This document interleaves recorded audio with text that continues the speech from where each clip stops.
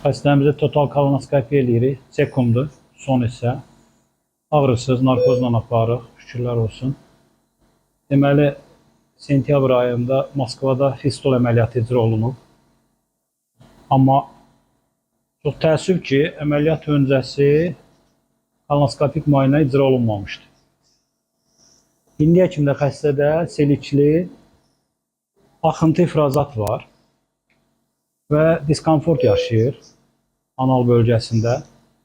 Kolonoskopik müayinə mütləqdir. Bütün proktoloji xəstələrdə yenə qeyd edirik ki, bir qızıl standart var.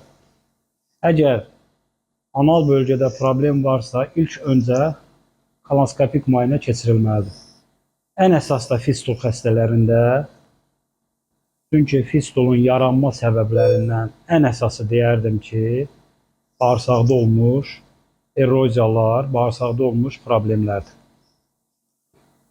Xəstəmiz özü də qeyd edir, artıq heç bir ağrı hiss eləmir. Yaxşısan qardaş, ağrın yoxdur.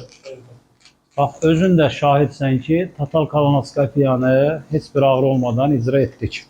Eroziyalar. Diqqət edirsinizmi? Selikli ifrazat fonunda hətta kəskinləşmiş mərhələdədir, qanayır. Xəstəni narahat edən budur. Bu xəstəlikdir.